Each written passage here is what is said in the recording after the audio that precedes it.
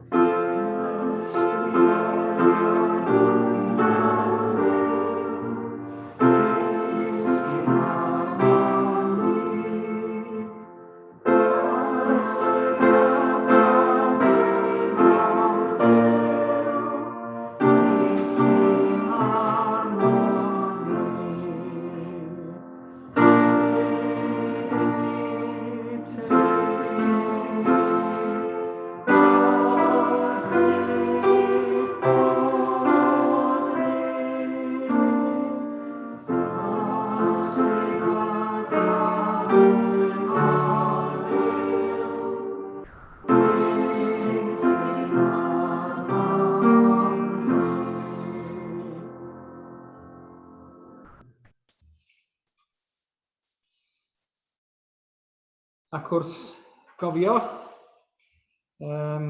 troion diwethaf eis i yma, roedden ni'n sôn am Solomon. A popeth ar ei anterth, popeth ar ei ore, codi teml i'r arglwydd, popeth fel y dylef o fod am ryw hyd. Ond dyn ni'n gwybod nad ydy pethau felly ddim yn aros yn hir. Mae Solomon yn cefnu ar yr arglwydd erbyn diwedd i yrfa, neu yn cael ei dynnu gyfeiriadau eraill hefyd, ac heb bod yn rhoi galon yn llwyr i'r arglwydd.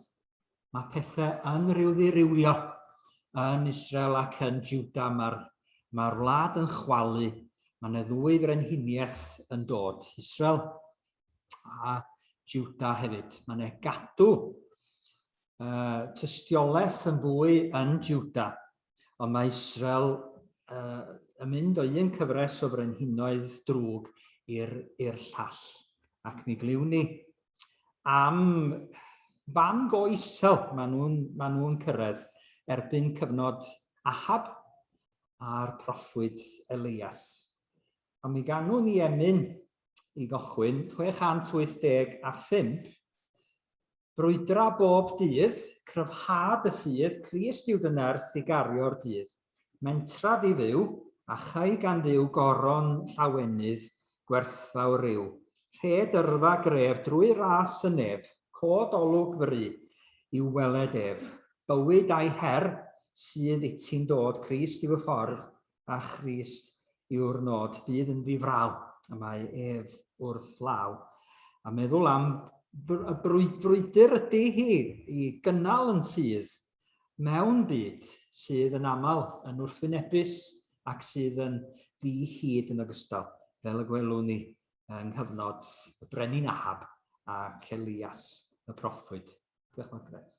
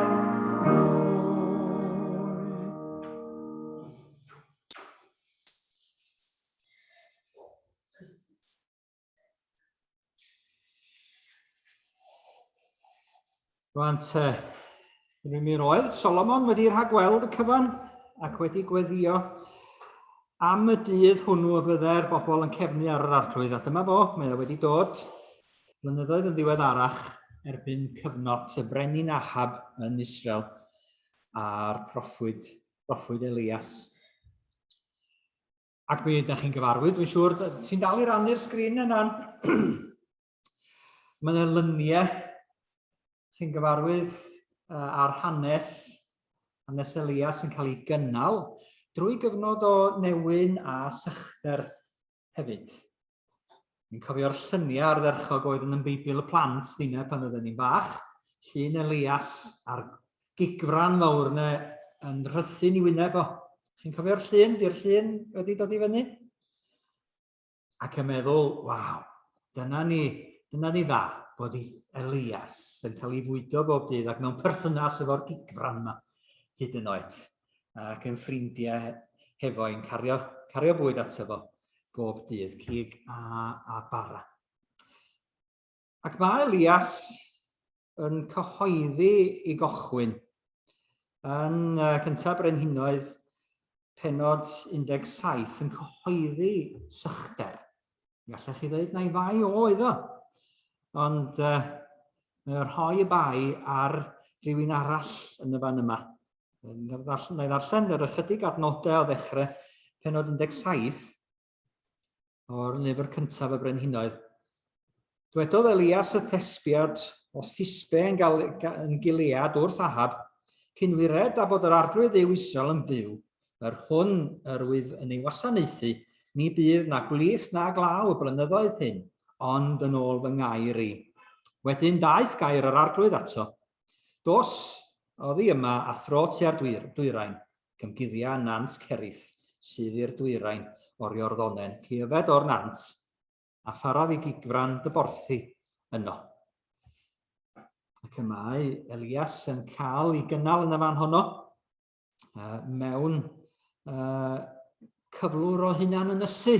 Faswn i feddwl am lawer iawn o amser, mwy o lawer na 10 diwrnod, mae o'n cael ei pingio gan Dduw ac mae o yn mynd at y nant yma ac yn cael ei gynnal gan y gigfran yma. Wedi galw'r sychder yma ar y wlad, oherwydd drygioni y wlad mewn gwirionedd, oherwydd bod na wersi i'w dysgu. A dyn ni'n meddwl beth yw'r cyswllt hefo'n cyfnod ni'n. Dyn ni mewn cyfnod o newid hinsawdd a chynhesu byd eang. A dyn ni'n hefyd yn dechrau deall bod ni'n gyfrifol ac oherwydd yn gweithredoedd ni'n y mae hynny'n cael ei ddwyn i fod ar hyn o bryd. Ond mae Elias yn sylweddoli cynhaliaeth Duw hyd yn oed drwy ganol yr cyfnodau yna ac arweiniad Duw hefyd. Mae yna bobl yn dioddau yn ofnadwy. Dyn nhw wedi gwneud dim byd i alw'r sychder yma. Mae'n byd i gyfrannu tuag ato fo. Brenin Ahab a'i wraig Jezebel sydd wedi arwain y bobl ar gyfeilion, wedi codi allorau i Baal, tu i Baal. Wedi gadael i'r deml ddisgyn, wedi llenwi fanno hefo ei lunod hefyd.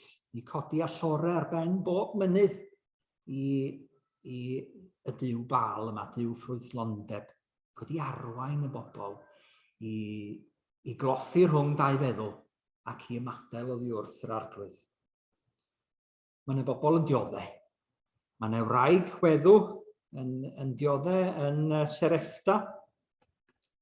Mae hi ar fin gwneud ei ffryd ola, medde hi, hefo'r hynny o flawd a golew sydd ganddi ar ôl. Cyn iddi farw, hi a'i phlentyn, a'i mab. Elias yn gofyn iddi doroddiad o ddŵr i fi, a tamed o fara. Ac mae hi'n gwneud hynny mewn ffydd, ac mae hithau'n cael ei chynnal hefyd. Dydy y celwr yn blawd, y potyn blawd, a'r jar olew ddim yn gwagio yn ystod y sychder i gyd. Dyw yn cynnal drwy'r cyfnod yna i gyd. Mae'n amser caled, ond mae Dyw ar waith, ac mae'n gyfnod o baratoi y bobl hefyd ar gyfer yr hyn sydd i ddigwydd ar ornest fawr, y clash mawr sydd yn digwydd ar fynydd Carmel, lle mae Elias yn galw proffwydi Baal at ei gilydd i ddod i alw tân i lawr o'r nefoedd. 450 ohonyn nhw, un ohono fynte. Mi'n ddarllen o eto cyntaf Brenhinoedd a phenod 18 ac ynglyn ar yr ornest yna ar ben mynydd Carmel. Yna, aeth Obadia i gyfarfod Ahab a dweud wrtho, ac aeth Ahab i gyfarfod Elias, a pan welodd Ahab ef, dwedodd wrtho, ai ti sydd yma, gythryblwr Israel? Atebodd yntai, nid my fi sydd wedi cythryblu Israel, ond tydi a theulu, drwy wrthod gorchmynion yr arglwydd a dilyn y Balim. Anfon yn awr a chasgla ataf holl Israel i fynydd Carmel, a hefyd y 450 o broffwydi Baal, a'r 400 o broffwydi Asera y mae Jezebel yn ei cynnal. Anfonodd Ahab at yr holl Israeliad a chasglu'r proffwydi i fynydd Carmel. Pan ddaeth Elias at yr holl bobl, gofynodd, pa hyd yr ydych yn cloffi rhwng dau feddwl? Os yr arglwydd sydd Dduw, dilynwch ef, ac os Baal, dilynwch hwnnw. Ond nid atebodd y bobl air iddo. Yna meddai Elias wrth y bobl, my fi fy hunan a Dawid yn broffwyd i'r arglwydd, tra mae proffwydi Baal yn 450. Rhodder i ni ddau fustach, hwy i ddewis un a'i ddatgymalu a'i osod ar y coed, ond heb roi tân o dano. Ac wna finna'r llall yn barod a'i osod ar y coed heb roi tân o dano. Yna, galwch chwi ar eich diw chwi, a galw a finnau ar yr arglwydd. A'r diw a etib drwy dan fydd Dduw. Atebodd yr holl bobl, cynllun da. Dywedodd Elias wrth broffwydi Baal, dewisiwch wi un fustach a'i barotoi'n gyntaf gan eich bod yn niferus a galwch ar eich diw, ond peidio rhoi tân. Ac wedi cymryd y bustach a roddwyd iddynt a'i baratoi, galwasant ar Baal. O'r bore hyd hanner dydd a dweud, Baal ateb ni, ond nid oedd llef nac ateb, iddynt slamu o gylch yr allor. Erbyn hanner dydd yr oedd Elias yn gwatwar ac yn dweud, galwch yn uwch, oherwydd Duw y Duw. Hwyrach ei fod yn synfyfyrio, neu wedi troi o'r neilltu, neu wedi mynd ar daith, neu efallai fod yn cysgu, a bod yr rhaid ei ddeffro. Galwasant yn uwch, a'i hanafu ei hunain yn ôl ei harfer a chyllyll a thuchellau nes i'r gwaed lifo arnynt. Ac wedi hanner dydd fynd heibio, roeddent yn dal i broffwydo'n orffwyll, hyd adeg offrymu'r hwyr offrwm, ond nid oedd llef nac ateb na sylw i'w gael.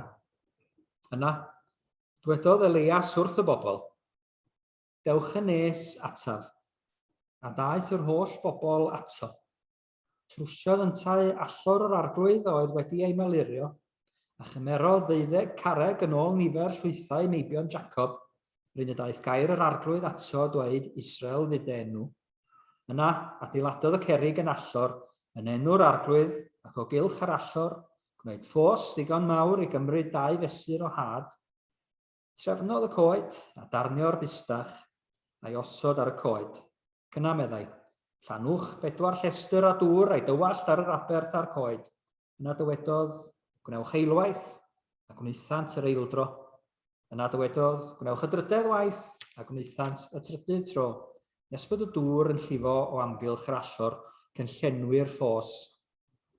Pan ddaeth awr o ffrymur hwyr offrwm, nesaodd y proffwyd Elias a dweud, O arglwydd Dduw Abraham, Isaac ac Israel, pa rwybod heddiw mai ti sydd Dduw yn Israel, a minnau'n was i ti, ac mae trwy dy air di y gwneithym hyn i gyd, ateb fi o arglwydd, ateb fi mwyn i'r bobl hyn, wybod mai ty di o arglwydd sydd Dduw, ac mae ti sydd yn troi ei calon yn ôl drachefn. Car hynny disgynnodd tân yr arglwydd ac ysur poeth offrwm, y coed, y cerig, a'r llwch, a lleibio'r dŵr oedd yn y ffos. Pan welsant syrthiodd yr holl bobl ar ei hwyneb a dweud, yr arglwydd sydd Dduw, yr arglwydd sydd Dduw. Yna dywedodd Elias wrthynt, daliwch broffwyd i Baal, peidiwch a gadael un ohonynt ddianc.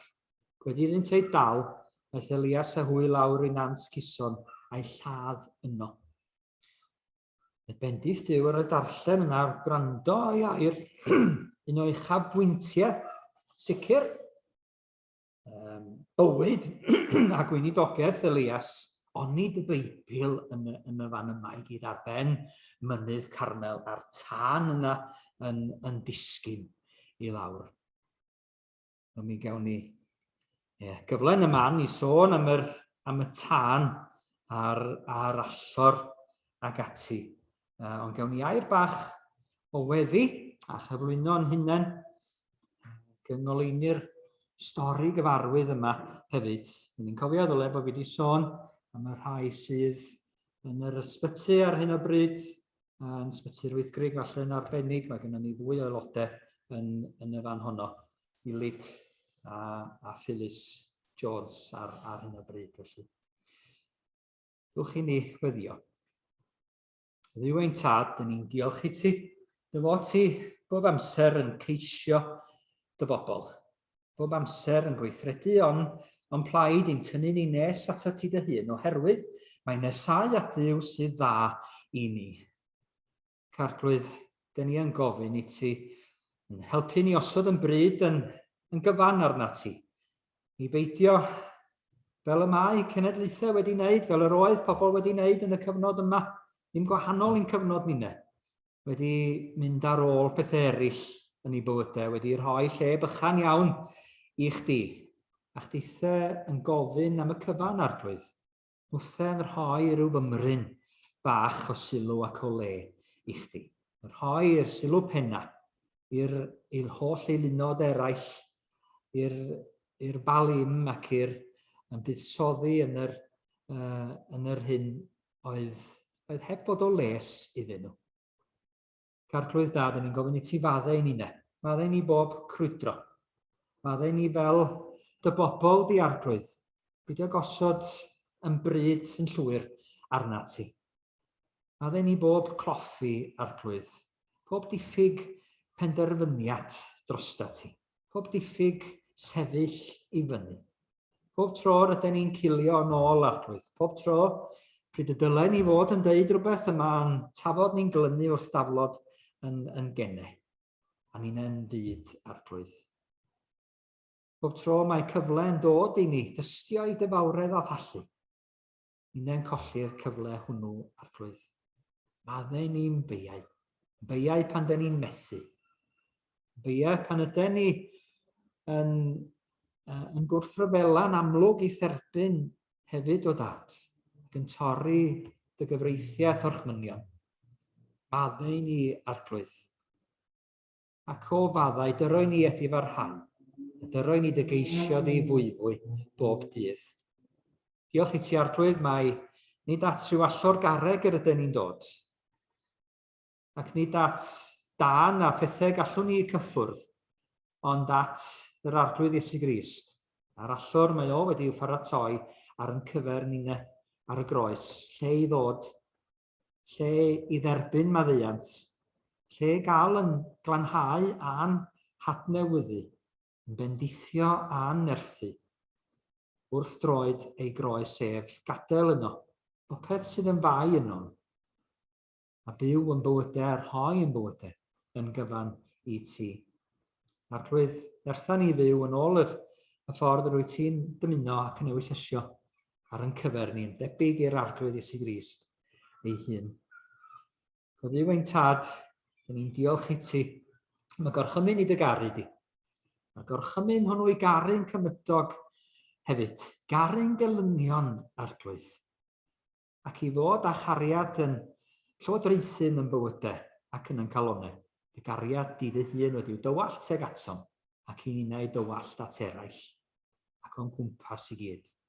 Pan ni garu arglwydd, teulu'n hunain, rhai sydd agosa ato ni, garu ac i osod yn bywydau lawr ar ei mwyn nhw.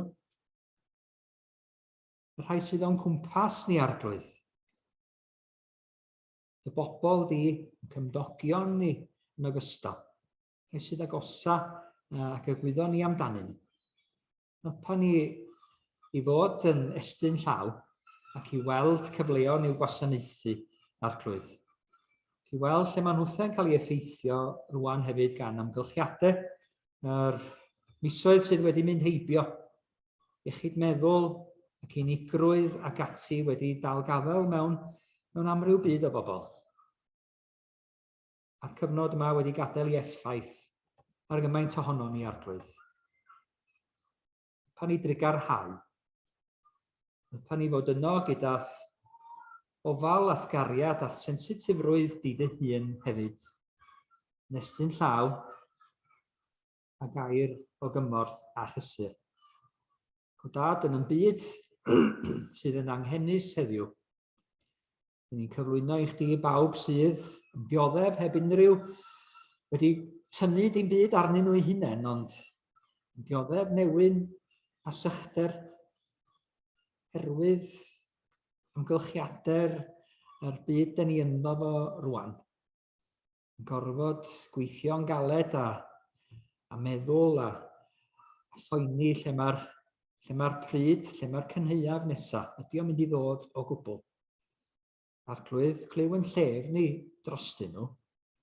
Arglwydd, dyn ni'n gwybod bod ni'n unau hefyd yn cyfrifoldeb, godi llais, i fod yn gweithredu o blaid yr rhai sydd yn cael ei effeithio herwydd yn bod ni'n byw fel ac yr ydyn ni yn y gorllewin. Dduw ein Tad, dyn ni'n cyflwyno i ti pawb sydd ar yn meddwl, rhai sydd yn yr ysbyty ar hyn o bryd, rhai sydd yn derbyn triniaethau, rhai sy'n disgwyl cael clywed, beth sydd yn aros o'i blaenau nhw eto. Rod y law arnyn nhw, yn dithia nhw ym mhob triniaeth, ym mhob mendio, ym mhob adfyd. Bydde di chdi fod yn gysur ac yn gwmni iddyn nhw. Gosod y bobl o'i cwmpas nhw arglwydd, gynhaliaeth ac yn bendith iddyn nhw. Gofyn y pethau mae gyd ac idd gariad aros yn plith, a thysbryd yn harwain mwyn Iesu Grist. Roddodd i ni batrwm o weddi, dowch i ni fod yn cydweddio wedi'r arglwydd. Ein Tad, yr hwn wyt yn y nefoedd, sancteiddiau'r denw, deled y deyrnas, meler dewllus, megis yn y nef, felly ar y ddeiar hefyd. Roedd ni heddiw ein barad yn yddiol, a maddau ni yn dledion. Fel y maddau ninnau ein dledwyr, ac nac arwain ni brofedigaeth, eithir gwared ni rhag drwg, cynnes eiddo ti yw deyrnas, a'r nerth a'r gogoniant yn oes oesoedd. Amen. Mi glewn ni gan ferch ifanc, rhwng Cadi Gwyn, mae hi wedi cyfansoddi'r gan ei hun o Tyrd at yr allor. Yr alwad yna yn ei nesau, Elias yn galw, a'r arglwydd yn galw, i ni nesau at yr allor, ac i ni gyflwyno'n hunain iddo fo. Os ti mor garedig na'n ar rhannu'r fideo.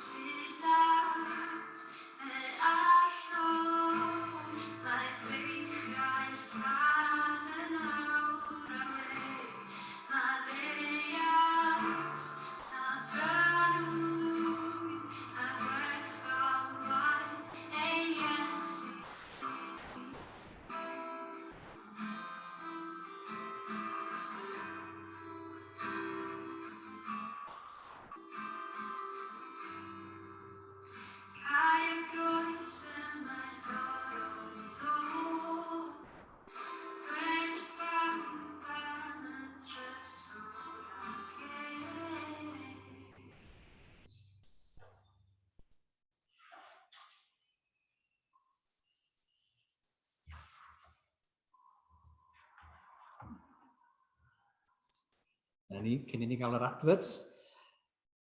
Diolch i Cadi, ynde, am caneuon mae hi wedi bod i paratoi dros cyfnod yr pandemig hefyd. Tyrd at yr allor. Yr angen yma i ddewis, mae gen i 3 sleid nan efo chydig o sgwennu arnyn nhw i gyd. Dych chi wedi cael yr lluniau Elias, lluniau'r tân. A falle, dwi'n gwybod, ydych chi'n teimlo fel Elias weithiau? Ydych chi'n teimlo fel Elias yn y cyfnod yma rwan? Does dim ond y fi fy hun a Dawyd yn broffwyd i'r arglwydd. Does dim ond y fi ar ôl yn y cynlleied ohono ni. Roedd o'n teimlo bod y byd yn ei erbyn o rwsyd yn doedd. Un ohono fo, 450 ohonyn nhw heblaw yr gweddill oll i gyd y proffwydiau sera yn ogystal â rhai bal. Ni'n gallu teimlo felly fel Cristnogion. Pan dydy Cristnogaeth mae'n colli i dir, mae'n colli i ddylanwad yn yn plith ni. Y pobl ddim eisiau gwybod na chlywed am y neges ni. Yn wir, mae pobl yn gallu bod yn wrthwynebus. Yn una'n gallu cael yn galw'n gythryblwyr hefyd. Codi helynt os ydyn ni'n mynd ati gyhoeddi yn neges. Felly, ydy hi'n haws peidio. Mae Elias yn bendant yn dydi pan mae o'n deud wrth Ahab, yn cael ei gyhyddo gan Ahab, ti sydd wedi codi'r helynt yma, tynnu'r bethau mae arna ti dy arno ni gyd. Ti a dy dduw.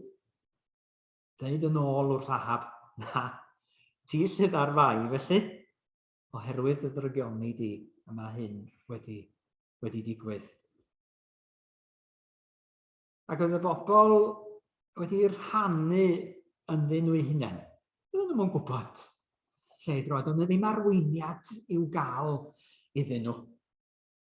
Oedd ei Brenhinoedd yr un oedd ei fod, i ofalu amdanyn nhw, ac i roi arweiniad iddyn nhw, yn deud wrthyn nhw am addoli bal, ac wedi gwneud y trefniadau i gyd mwyn iddyn nhw gael gwneud hynny yn hwylus. Roedd ambell i broffwyd yn sefyll allan, yn galw nhw nôl at dduw. Mi roedden nhw'n cofio rwsyd ac yn ôl yn y gorffennol i hanes a'r sôn am Solomon, a pethau yn ei hanterth, sôn am ddod allan o'r Aifft, sôn am sefydlu yng ngwlad Canan, 350 o flynyddoedd wedi mynd heibio ers hynny.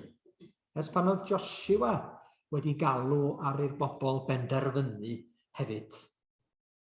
Pa dduw dych chi am i wasanaethu? Roedd ynte wedi dweud yn y cyfnod hynny, ond ni ddymunwch wasanaethu'r arglwydd, dewisiwch i chi nawr pwy a wasanaethwch. A'r diwiau a wasanaethodd eich hynafiad, pan oeddent y tu hwnt i'r afon, a ynte diwiau'r amoriad yr ydych yn byw yn ei gwlad. Ond bydda fi am teulu yn gwasanaethu'r arglwydd.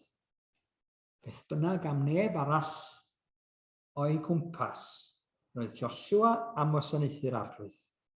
Penderfyniad o'i hun oedd o, ac yn mynd i gymell i deulu i wneud yr un modd. Roedd Elias yn yr un modd yn gwasanaethu'r arglwydd. Doedd a ddelo, be bynnag, falle ymateb neb arall o'i gwmpas o. Dyna'i ddewis o, dyna'i benderfyniad o, fanno mae o yn sefyll, does ddim modd i ysgogi fo. Felly maen nhw'n cael eu galw i ddewis gan Elias. Yr angen yma i ddewis. Nid i bod nhw wedi llwyr anghofio Duw, ond doedd ganddo fo ddim lle yn eu bywydau nhw bellach. Ac efallai bod yna lawer ohono ni'n yr fath. Dyn ni ddim wedi llwyr anghofio, dyn ni roi rhywfaint o le, dyn ni roi Duw yr awr dy Sul, ydy'n Duw ni. Dyna'r cyfan dyn ni'n roi iddo fo. Ond mae o'n Dduw, os ydy o'n Dduw mewn gwirionedd sydd yn anfon tân i bresenoldeb i blith i bobl, yn bendithiog yn dymuno calonnau i bobl, y mae o'n heiddi yn bywydau ni yn gyfan felly.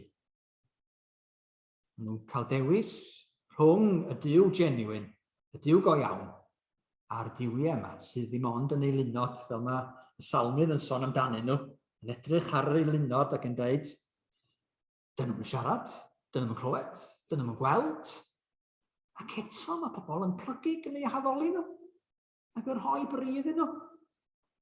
Ac wrth iddyn nhw'n wneud, a maen nhw'n mynd yn debyg iddyn nhw, yn mynd yn fyd ac yn rhoi bryd arnyn nhw. Ac enw ni ddiw go iawn. Y gwahaniaeth rhwng, mae'n anodd i chi weld weithiau gwahaniaeth rhwng yr hyn sydd go iawn a'r hyn sydd yn ffug. Mae gennych chi customs a bobl yma sydd yn edrych ar y pethau ffug ac yn ei atafeilu nhw. Mwyn i'r pethau go iawn, yr trainers go iawn, cael ei gwerthu am brisiau mawr a'r nwyddau go iawn felly, efo'r logos mawr yma.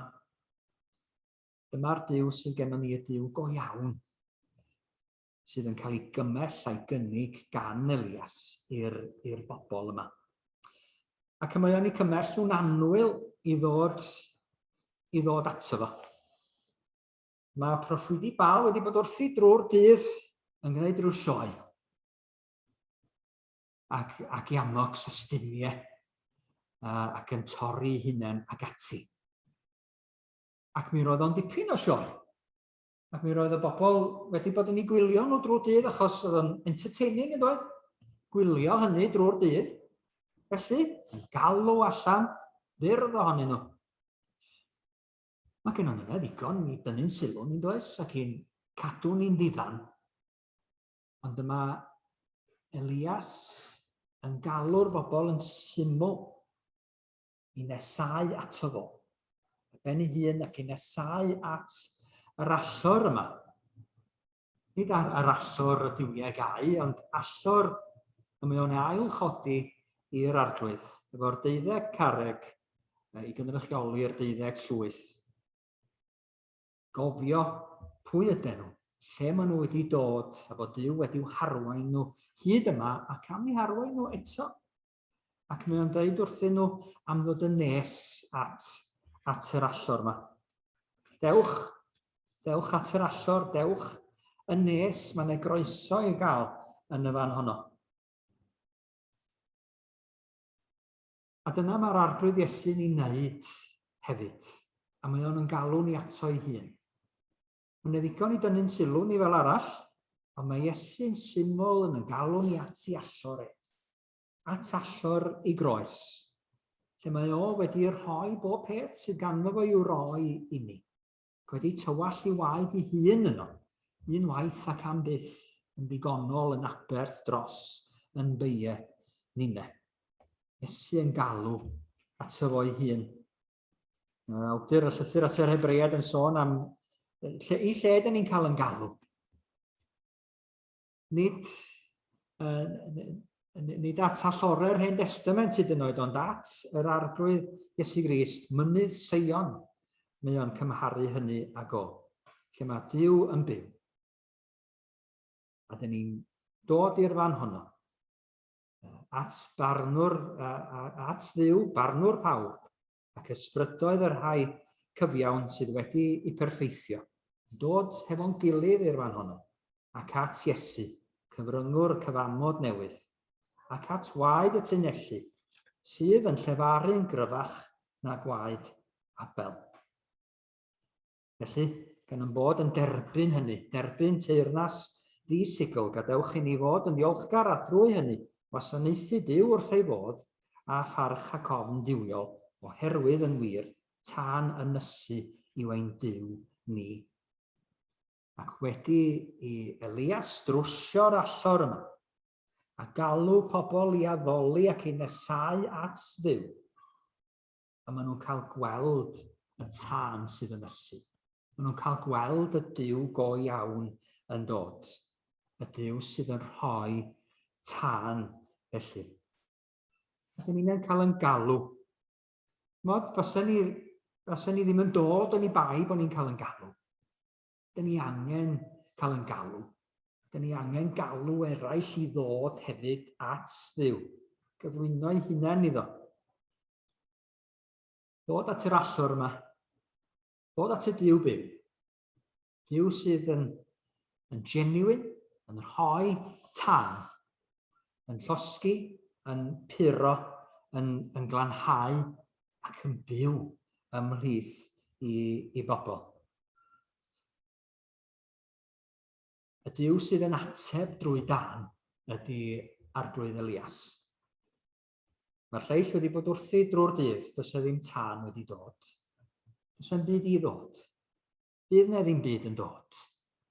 Does dim gan y byd i'w gynnig i ni sydd yn arhosol ac yn dragwyddol. Gan yr arglwydd yma'r tân, gan yr arglwydd yma i bywyd i'w roi i ni. Dyna ni angen cael yn argyhoeddi o hynny drosodd a throsodd a thro. Oherwydd cael yn tynnu yn ôl, yn signo yn ôl yr ydyn ni. Oedd Paul yn dweud wrth i'r Rhufeiniaid, peidiwch a chyd yn ffurfio ar byd hwn. Byddwn ni gael yn traws ffurfio o ddydd i ddydd trwy ni fod yn aros ac yn myfyrio ac yn aros yn ei gwmni ef a'n golwg ar yr arglwydd ei hun. A dych chi'n sylwi ar weddi syml Elias. Gweddi am y tân ac ar ei ddiw ddatguddio ei hun iddyn nhw ac iddyn nhw gael gwybod mae fo sydd yw. Gweddi syml ydy hi. Ond mae Duw mor barod i roi i bresenoldeb. Fedar o ddim disgwyl bron i'r weddi ddarfod.